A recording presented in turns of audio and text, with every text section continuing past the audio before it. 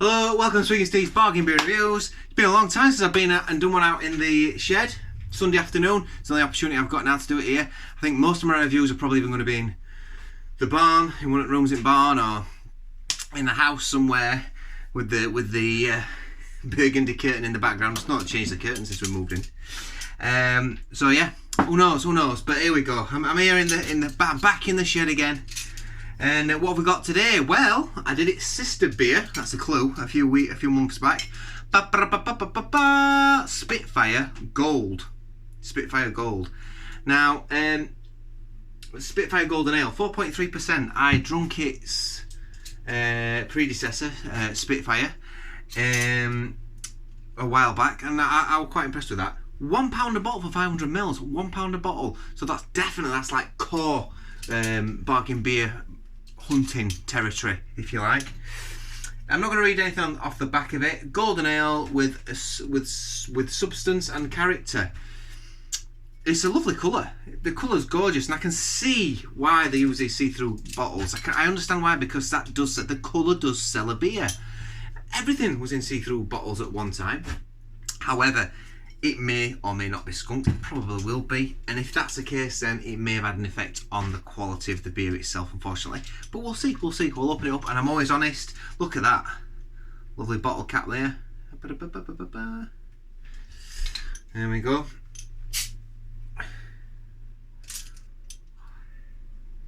That's nice.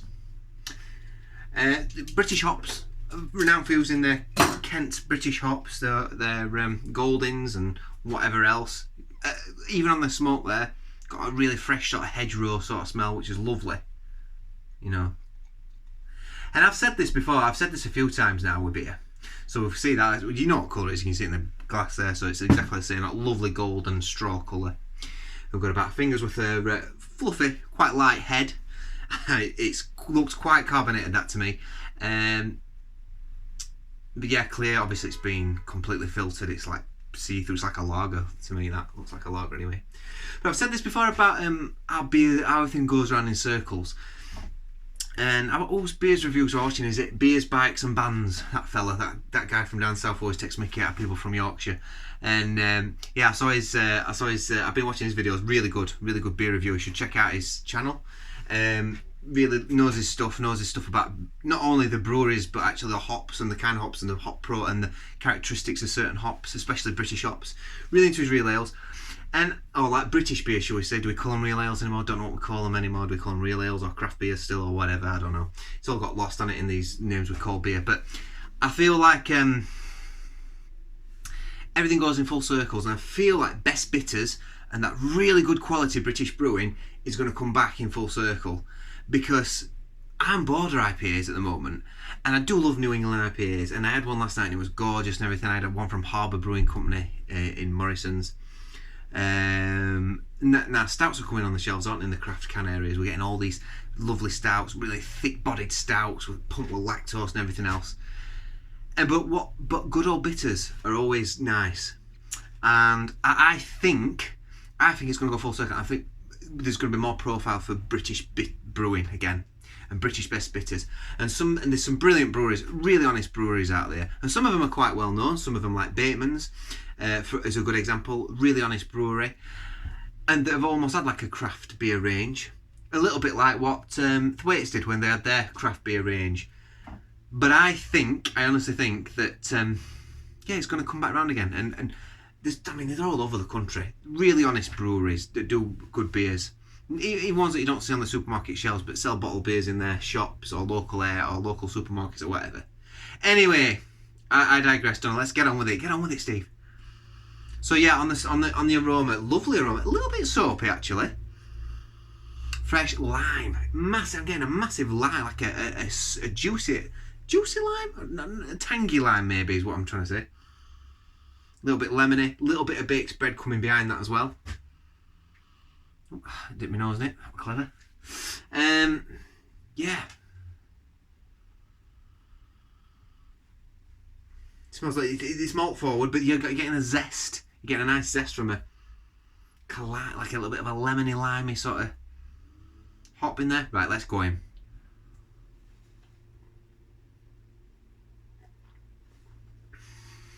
Oh,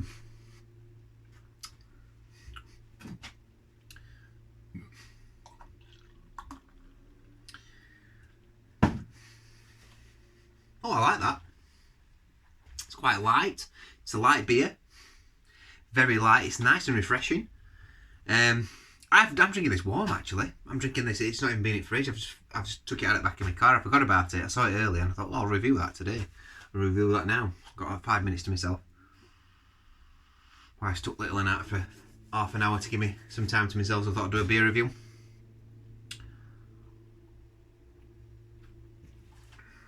Carbonation's actually, I thought it was going to be too gassy, but it's not. It's alright, that. On the flavour, you're getting very sort of subtle citrusy fruits. It's a little bit spicy, actually, but it's this overwhelming maltiness. A little bit orangey. This like lovely sort of cereal bready maltiness on this, which is really nice. A little bit caramel on the back end as well.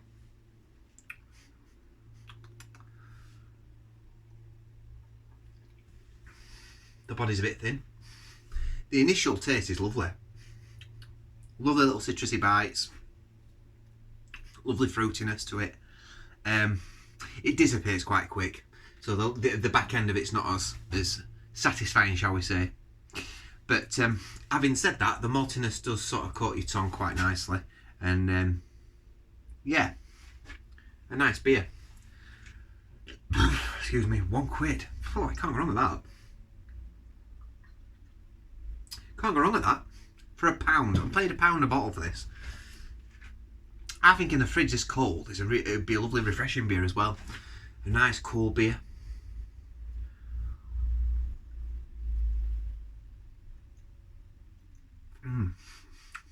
Yeah. It's quite balanced. It's very balanced. It's like got this slightly citrusy, distant grapefruit. There is a distant grapefruit in there. Once upon a time you just said, oh yeah, it's quite grapefruity, but in this day and age, it's there. But it's mixed in with this orangey sort of citrusiness, which is lovely. It's a very pleasant beer. It's a very pleasant beer, and I would certainly, I'd for £1 a bottle, I might pick a few of these up next time, because I think that's really nice. I actually think I prefer that to Spitfire. The only thing is, I think after getting down a bottle of it, right, this is the thing now, and this is why I suppose it is quite important to drink a full bottle, or as near as possible to a full bottle when you're doing these reviews, because the more I'm getting down this, the more like you can tell the quality of the beer isn't there. It actually, the flavour, the profile of the beer probably gets a little bit worse as you're drinking it. Not incredibly worse. I'm not drinking it going, oh god, I'm sinking it. But it's when you get more of a quality real ale, that where the ingredients are better quality, whether it's the malts or the hops, the beer generally gets better, or as good as it starts. Sometimes you start it and you go, that's nice, and you keep drinking, oh god, actually it's really nice. Whereas this, it's got a thinness to it that's almost a bit boring, and the actual beer sort of, it gets a little bit watery. That's the downfall of this beer. I think it is quite thin. But hey, you know, some people will absolutely slam this, and I won't do that because I think it's a nice beer. I think it's lovely, actually, all being said. Brewed by Britain's oldest brewer, Spitfire Gold is a well-balanced ale. Sweet malt base is complemented by subtle bitterness and tropical aromas imported by some of the world's favourite hops, including Challenger, Centennial and SARS. SARS hop, obviously, renowned for... That'll be where the spiciness on the beer comes from, actually, the SARS hops, I reckon.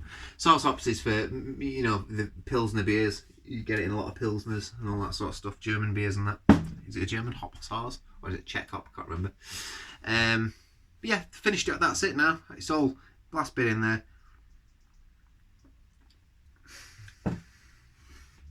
So British, you know.